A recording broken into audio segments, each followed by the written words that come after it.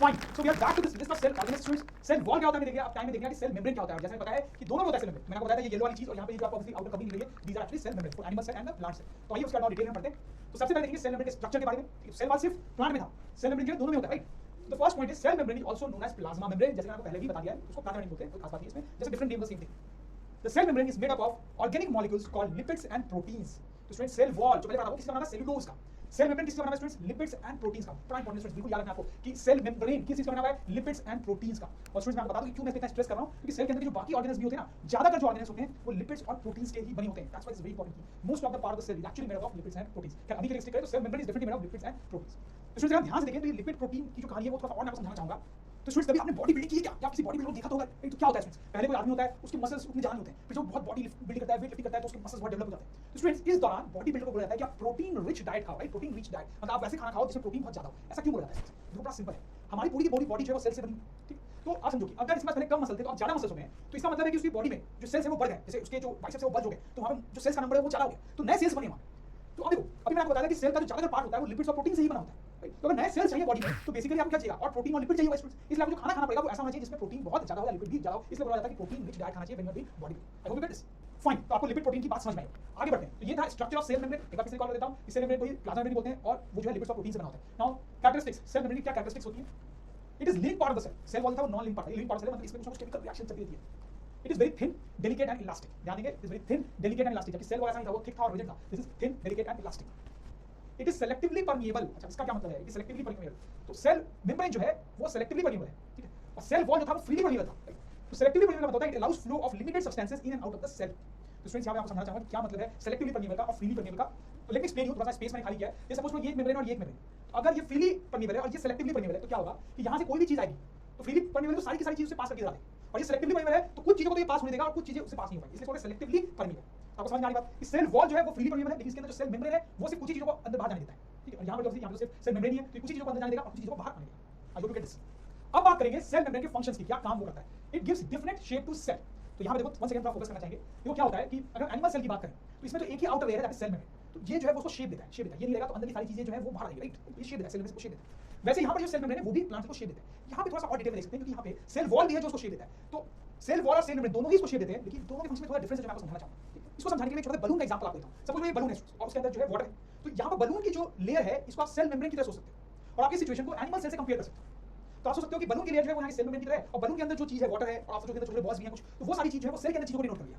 तो क्लियर आपको समझ में आ रहा है कि यहाँ पर ये जो बलून की लेयर है इस पूरी चीजों को शेप दे रही है, वैसे यहाँ पर सेल मेम्ब्रेन जो सारी चीजों को शेप दे रही है। समझ में बात, सेल मेम्ब्रेन का फंक्शन क्या है। तो ये तो बात हो गई एनिमल सेल के बारे में। अब बात करते हैं प्लांट सेल की बात। तो प्लांट सेल में भी आप सोचो कि ऐसा एक बलून है और बलून की जो लेयर है that is cell membrane, cell membrane, और अंदर की चीजें जो है वो अंदर की चीजें। अब यहाँ पर बाहर एक और लेयर होती है दैट इज सेल वॉल। तो आप सोचो यहाँ पर ये जो बलून है इस तरह से एक बॉक्स में, एक रिजिड बॉक्स में बंद है, तो कुछ ऐसा होगा।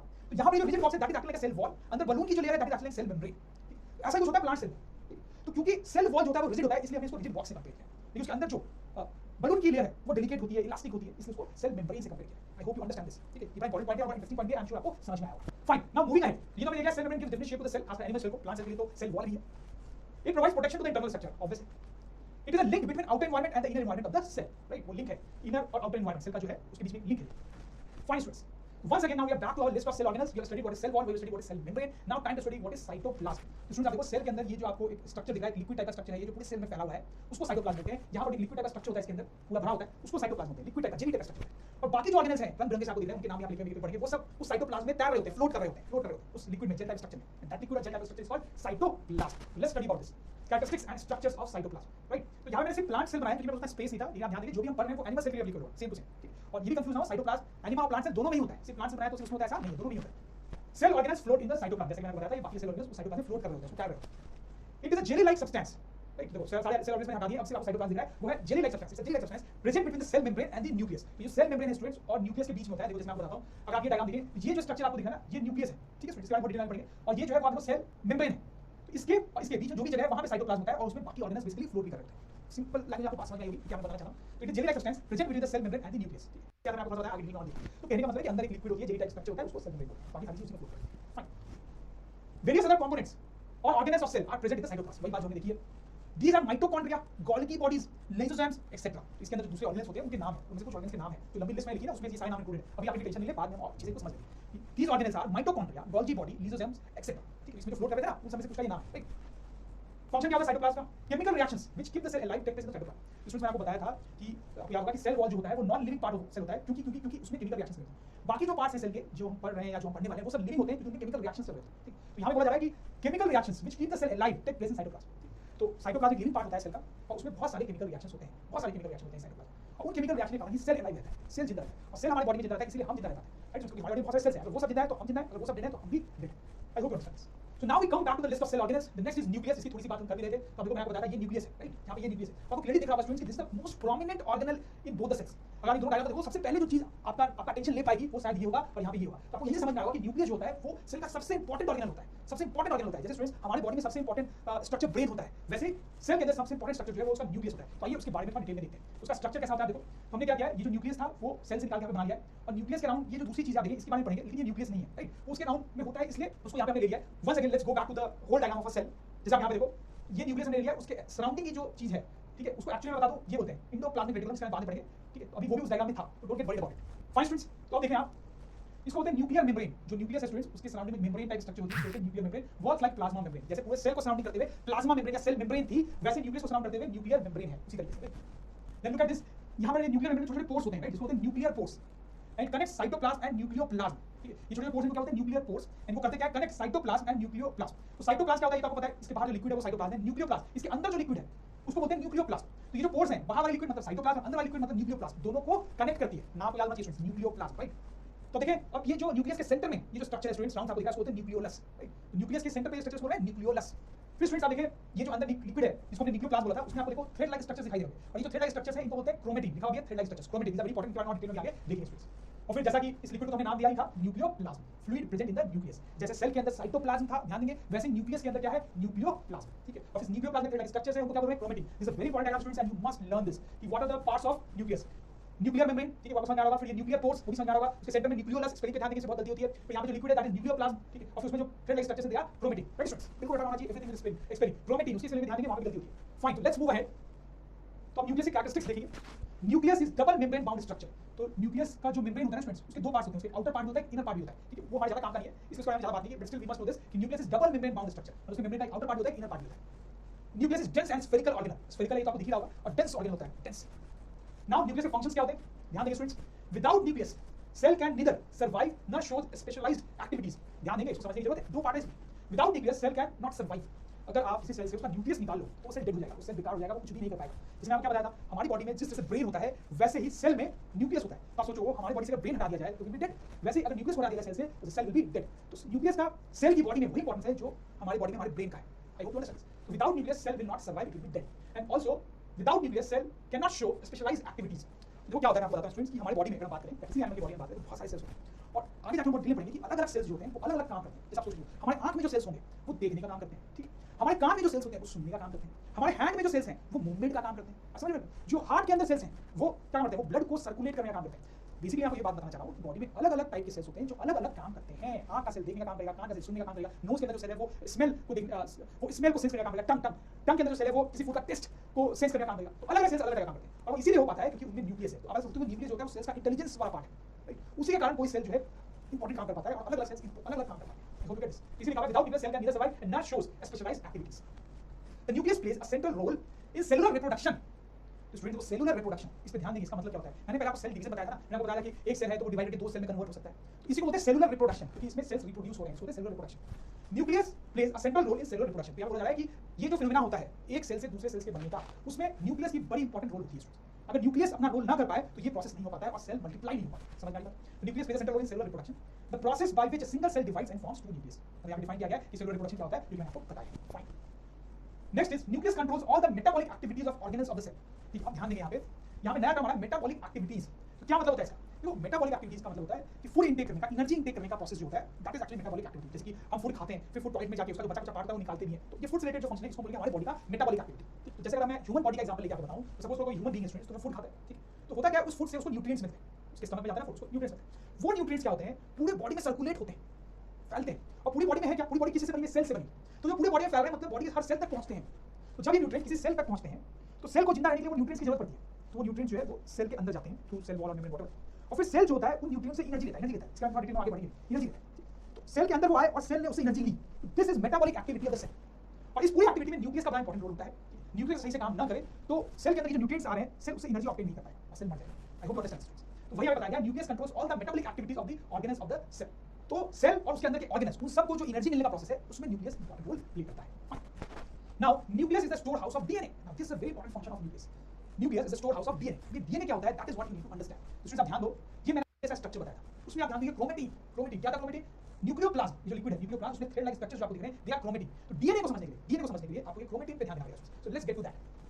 इस सेक्शन को खास करके आप ध्यान रखिए, इसमें कई सारे छोटे छोटे पार्ट्स हैं जो कि अदरवाइज आपको समझने में बड़े दिक्कत होते हैं, लेकिन यहाँ मैं आपको अच्छे से पढ़ाऊंगा तो आपको समझ में आएगा और आप याद भी रख पाएंगे। आप देखते हैं चैप्टर में याद रखने वाली बहुत सारी चीजें, that is one bad thing about this chapter, but what to do, ये चैप्टर थोड़ा ऐसा ही है। एनीवे स्टूडेंट्स, हालांकि जैसे मैं आपको पढ़ा रहा हूं एंड आपको याद करने में कोई आसानी होगी, मैं हर चीज आपको डिटेल में बता रहा हूं, समझा देता हूं। एनीवे क्रोमेटिन जैसे मैंने बताया थ्रेड लाइक स्ट्रक्चर होता है स्टूडेंट्स। तो आप देखो मैंने बताया कि वो न्यूक्लियस के अंदर होता है, राइट? तो उसको निकाल के हमने बनाया यहाँ पे, तो nucleus is a thread like structure chromatin. अच्छा और आप ध्यान देंगे स्टूडेंट्स, तो ये जो क्रोमेटिन है, ये थ्रेड लाइक स्ट्रक्चर है क्रोमेटिन, राइट? ठीक है, यहाँ पे इसको खोला गया, यहाँ पे कॉइल्ड है, इसको खोला गया, ध्यान दें क्रोमेटिन को। आपको क्लियरली दो चीजें दिख रही होंगी, एक तो आपको ये पतला सा थ्रेड लाइक स्ट्रक्चर दिखा होगा और बीच में आपको ये ब्लू ब्लू चीजें दिख रही होगी, राइट? तो पॉइंट ये है कि पूरे को क्रोमेटिन बोल रहे हैं, इन क्रोमेटिन में भी दो चीजें हैं। क्या दो चीजें? Chromatin is composed of DNA, एक जो उसमें चीज है वो है डीएनए, और डीएनए का फुल फॉर्म क्या है students? Deoxyribo, D for deoxyribo, N for nucleic, A for acid. बिल्कुल याद रखना स्टूडेंट्स, आपको डीएनए का फुल फॉर्म क्या होता है? Deoxyribo nucleic acid. Very spelling deoxyribo nucleic acid, बिल्कुल आप बोल सकते हैं। स्टूडेंट्स क्रोमेटिन में दो चीजें आपको दिख रही है, एक तो थ्रेड लाइक स्ट्रक्चर, और जो थ्रेड लाइक स्ट्रक्चर है वो है DNA, that is DNA active. And दूसरी जो चीज है वो प्रोटीन है। मैंने आपको बताया था कि बॉडी में सेल में ज्यादा चीजें प्रोटीन से बनी होती है। ये जो ब्लू ब्लू चीजें आपको दिख रही हैं यहाँ पे, दैट इज प्रोटीन। तो प्लीज ध्यान दें स्टूडेंट्स कि क्रोमेटिन डीएनए और प्रोटीन का कॉम्बिनेशन से बना होता है। ये जो थ्रेड लाइक स्ट्रक्चर है दैट इज डीएनए, इसको और डिटेल में स्टडी करेंगे हम। ये ब्लू चीजें जो है वो प्रोटीन है, और वो दोनों कंबाइन होकर आप देखो क्रोमेटिन बन रहा है। ये उसको खोल के आपको दिखाया गया ताकि आप उसको समझ पाओ। फिर आप देखो ये जो डीएनए है स्टूडेंट्स, ये जो थ्रेड लाइक वाला स्ट्रक्चर है, बाद में उसको जूम करके आपको दिखाने की कोशिश की जा रही है यहाँ पे, और मैं दूसरे डायग्राम में आपको और दिखाऊंगा उसको जूम करके डीएनए। तो जैसे मैं आपको बताया था DNA, this thread is DNA and this blue part is protein. Chromatin material is visible as thread like structure as we already seen. अब हम डीएनए को और डिटेल में देखेंगे, वो thread like structure, right? This is please note chromatin, this thread like structure which is main thing that is DNA. अब उसको zoom करके आपको दिखाया जा रहा है, जूम करके उस थ्रेड को देखेंगे तो वो कॉइल लाइक स्ट्रक्चर होता है students. DNA is a coil like structure as you can see here. DNA molecules contain the information necessary for constructing and organising cells. ठीक है, this is a very very important thing. ये आप समझ जाएंगे DNA is coil like structure. अब देखो ये DNA में ना इसमें क्या आपको बार टाइप स्ट्रक्चर दिख रहा है। ये जो बार टाइप स्ट्रक्चर आपको देखो ना कुछ लिखा हुआ भी है, इनमें बहुत सारी इंफॉर्मेशन स्टोर होती है, बहुत सारी इंफॉर्मेशन स्टोर होती है। स्टूडेंट्स यहाँ पर थोड़ा ध्यान देना पड़ेगा, जैसे एक बुक होती है ना, जैसे एक बुक होती है उसमें बहुत सारी इंफॉर्मेशन स्टोर होती है, वैसे ही स्टूडेंट्स ये जो डीएनए है उसमें बहुत सारा इंफॉर्मेशन स्टोर होता है। डीएनए को आप बुक की तरह सोच सकते हो जिसमें बहुत सारी इंफॉर्मेशन स्टोर है। और ये जो बार लाइक स्ट्रक्चर दिख रहे हैं यही वो इंफॉर्मेशन है, बेसिकली इसमें कोडेड फॉर्म में इंफॉर्मेशन होती है, कोडेड फॉर्म। तो वही लिखा है DNA molecules contain the information, जैसे बुक में इंफॉर्मेशन होती है, necessary for constructing and organising cells. इसमें किस टाइप की इंफॉर्मेशन होती है? इसमें बहुत अलग टाइप की इंफॉर्मेशन होती है। उसमें मेन चीज ये भी होती है कि जो सेल है वो कैसा होगा, उसका शेप क्या होगा, उसका साइज क्या होगा, वो सेल फंक्शन कैसे करेगा, इस टाइप की सारी इंफॉर्मेशन यहाँ पे कोडेड होती है। और जो सेल है वो इंफॉर्मेशन के अकॉर्डिंग ही काम करता है। But I hope you are getting this. Information contain in DNA is called genes. समझ में आ रही बात? Once again this is chromatin, chromatin में प्रोटीन होता है और ये coil like structure that is DNA. DNA में इंफॉर्मेशन होती है कि सेल को कैसे फंक्शन करना चाहिए, साइज क्या होना चाहिए वगैरह। उस इंफॉर्मेशन को एक नाम दिया गया दैट इज जीन्स। आपने सुना भी होगा, very important genes. Genes in the DNA are also responsible for inheritance. तो स्टूडेंट्स ये जो इंफॉर्मेशन जीन्स जिसको बोल रहे हैं वो जो है वो बहुत सारी चीजों के लिए रिस्पांसिबल होती है। जैसे मैं बताया सेल का साइज, स्ट्रक्चर, शेप क्या होना चाहिए, उसके अलावा वो इनहेरिटेंस के लिए भी रिस्पांसिबल होती है। इनहेरिटेंस का मतलब आप जानते होंगे स्टूडेंट्स। स्टूडेंट्स आपको तो पता ही है ना कि अगर मान लो आपके मम्मी पापा है उससे आप आते हो, तो जब आपका जन्म होता है या आप जब बड़े भी हो जाते हो तो लोग बोलते हैं ना कि हाँ देखिए मम्मी पे गया है, ये इसकी नाक जो है पापा की जैसी है, इसकी आंख जो है वो मम्मी जैसी है, राइट? इसी को बोलते हैं इनहेरिटेंस। जब आप अपनी मम्मी या पापा की कैरेक्टरिस्टिक्स को अपने में पाते हो दैट इज कॉल्ड इनहेरिटेंस। मतलब पेरेंट्स की कैरेक्टरिस्टिक जब बच्चों में दिखती है तो बोलते हैं इनहेरिटेंस, राइट? तो कैसे आपका फेस आपके पापा पे चला जाता है या मम्मी पे चला जाता है, कैसे होता है स्टूडेंट्स? ये जीन्स के कारण होता है। तो आप क्योंकि अपने मम्मी और पापा से ही आते हो, तो आपके मम्मी और पापा के अंदर जो डीएनए होता है, ठीक है, वही डीएनए आपके में आता है। तो उस डीएनए में जो इंफॉर्मेशन थी, जो जीन्स थे, वही जीन्स आप में भी आते हैं। और उसी जीन्स के कारण, क्योंकि सेम जीन्स आए हैं, तो उसी सेम जीन्स के कारण आपकी प्रॉपर्टीज आपके मम्मी पापा से मिलती जुलती है। I hope you get this students. तो आपको उतना डिटेल में परेशान नहीं होना है, आपको ध्यान रखना है स्टूडेंट्स कि क्रोमेटिन बना है प्रोटीन और डीएनए से जिस coil like structure, this is DNA, और उसमें जो इंफॉर्मेशन है that is called jeans. Fine. अब क्रोमेटिन से रिलेटेड एक और इंपॉर्टेंट चीज यहां पे देखिए, प्लीज ध्यान देंगे आप students. Whenever the cell is about to divide, the chromatin material gets organized into chromosomes। ध्यान देंगे, बहुत सारे इंपॉर्टेंट टर्म यहाँ पे, बस मैं रीड करता हूं। Whenever the cell is about to divide, तो सेल डिवीजन, सेल रिप्रोडक्शन के बारे में आपको बताया था कि एक सेल जो डिवाइड करके दो सेल बना सकता है, ऐसा था। उसी की बात की जाती है। Whenever the cell is about to divide, जब सेल डिवाइड होने वाला होता है तो क्रोमेटिन के साथ एक खास बात होती है। क्या खास बात होती है? The chromatin material, basically chromatin, gets organized into chromosomes। तो देखो मैं आपको समझाता हूं। तो आप देखो ये आपका डीएनए, ध्यान देंगे स्टूडेंट्स, ये तो कंफ्यूजन आ जाएगा, और ये प्रोटीन के साथ मिला तो ये क्रोमेटिन बना। ये जो क्रोमेटिन है वो और ज्यादा कॉइल होके, बहुत ज्यादा आपस में कॉइल होके इस तरह के स्ट्रक्चर बना लेता है जिसको हम बोलते हैं क्रोमोसोम। क्या बोलते हैं स्टूडेंट्स? क्रोमोसोम। और ऐसा कब होता है स्टूडेंट्स? जब सेल डिवाइड होने वाला होता है, तब ऐसा होता है कि ये जो क्रोमेटिन है वो और ज्यादा कॉइल होके क्रोमोसोम्स बनाता है। और स्टूडेंट आप यहाँ पे ध्यान दें, देखो आप ये ना भूलें कि ये सारी कहानी कहाँ चल रही है। ये क्रोमेटिन कहाँ पे होता है? न्यूक्लियस के अंदर। और न्यूक्लियस कहाँ होता है? सेल के अंदर। तो बेसिकली जब सेल डिवाइड होने वाला होता है तो न्यूक्लियस के अंदर जो इस टाइप के स्ट्रक्चर होते हैं क्रोमेटिन, वो कन्वर्ट हो जाते हैं इस टाइप के स्ट्रक्चर में और क्रोमोसोम्स बना लेते हैं। देखो यहाँ पे क्रोमोसोम्स दिखाया गया, ये जो आपको दिखाया गया ये सेल है, ये जो दिखाया गया वो न्यूक्लियस है, और उसके अंदर ये क्रोमोसोम्स है। ये कब का सीन है? ये सीन क्या बोल सकते हो कि सेल डिवाइड होने वाला है, इसलिए क्रोमेटिन जो है वो क्रोमोसोम्स में कन्वर्ट हो गया। अगर वो डिवाइड होने वाला नहीं होता तो आपको न्यूक्लियस के अंदर इस टाइप के स्ट्रक्चर नहीं, इस टाइप के स्ट्रक्चर नहीं, बल्कि बस सीधे इस टाइप के स्ट्रक्चर दिखाई देते। उस टाइप को हम क्रोमेटिन बोलते हैं, अब इस टाइप के स्ट्रक्चर बन गया तो हम क्रोमोसोम बोल रहे हैं, right students? I hope you understand. So these are chromosomes. तो पूरी कहानी आपको क्रोमेटिन और क्रोमोसोम्स की क्लियर हो जानी चाहिए। क्रोमेटिन और क्रोमोसोम्स से बच्चे बहुत कंफ्यूज होते हैं, लेकिन आपको कंफ्यूज होना, this is chromatin and when cell will be about to divide, it will convert into this structure यहाँ पे देख सकते हैं ये न्यूक्लियस का पूरा स्ट्रक्चर है, यहाँ पे आपको क्रोमेटिन थ्रेड का स्ट्रक्चर दिखाई दे रहा है। इसका मतलब यहाँ पे क्रोमोसोम नहीं बना है, उसका मतलब क्या है कि अभी ये सेल डिवाइड होने वाला नहीं है। I hope you understand this, ठीक है। तो स्टूडेंट्स क्रोमेटिन की आपको पूरी कहानी समझ आ गई। उसके अंदर डीएनए होता है, उसके अंदर जीन्स होता है, वो जीन्स इनहेरिटेंस के लिए रिस्पांसिबल होता है। इनहेरिटेंस क्या होता है? आपके मम्मी पापा से आपको कैरेक्टरिस्टिक्स जो मिलती है, इस प्रॉपर्टी को हम इनहेरिटेंस बोलते हैं। आई होप ये आपके दिमाग में कुछ फिक्स होता जा रहा हो, राइट? चलो और हम बात करेंगे स्टूडेंट्स न्यूक्लियोप्लाज्म, ठीक है। न्यूक्लियोप्लाज्म जो होता है, जो फ्लूइड होता है इसके अंदर, जेल लाइक स्ट्रक्चर न्यूक्लियस के अंदर, उसकी बात करते हैं। तो fluid present in the nucleus, बड़ी सिंपल सी बात है स्टूडेंट्स। दिस इज न्यूक्लियोप्लाज्म और ये है साइटोप्लाज्म। और यहाँ पे एक और टर्म हम इंट्रोड्यूस करना चाहते हैं, इन दोनों को साथ में बोलते हैं प्रोटोप्लाज्म। यहाँ पे बहुत कंफ्यूजन होता है। न्यूक्लियस के अंदर जो जेली लाइक स्ट्रक्चर है, fluid like structure, that is called nucleoplasm. बाहर जो है वो है साइटोप्लाज्म, और उन दोनों को कंबाइंड नाम अगर देना चाहें तो दैट इज प्रोटोप्लाज्म, ठीक है। कई बच्चों को कंफ्यूजन होता है कि प्रोटोप्लाज्म सेम है साइटोप्लाज्म, नो, प्रोटोप्लाज्म है साइटोप्लाज्म प्लस न्यूक्लियोप्लाज्म, फाइन।